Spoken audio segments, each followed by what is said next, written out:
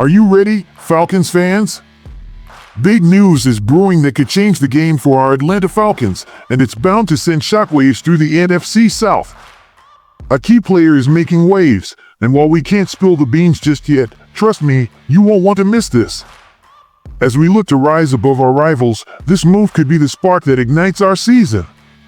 Make sure to subscribe and hit that like button so you don't miss out on all the latest updates that could take us soaring to new heights. But first, if you're a true Atlanta Falcons fan, don't wait. Hit that like button, subscribe, and turn on notifications. Only 1% of viewers actually subscribe. Let's change that. A small action that makes a huge difference.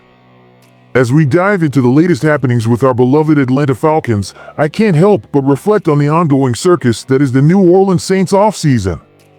It's almost comical how they keep pushing the idea of contention while clearly setting themselves up for a future of mediocrity. For us Falcons fans, watching our rivals stumble is the silver lining we desperately need during this offseason. The Saints kicked things off by clearing some cap space, but let's be honest, their commitment to quarterback Derek Carr is baffling.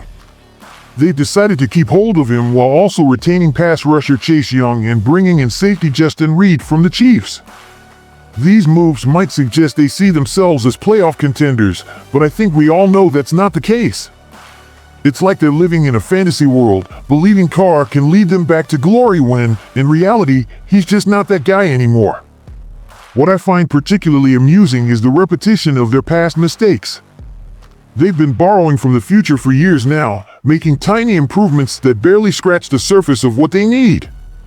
Remember when Drew Brees and Sean Payton were at the helm? Sure, back then, this strategy made sense. It's what teams like the 49ers and Eagles have managed to pull off successfully. But now, the Saints are nowhere near that level. They haven't been a genuine playoff threat for quite some time, and it's hard to argue they're not the weakest team in the NFC South right now.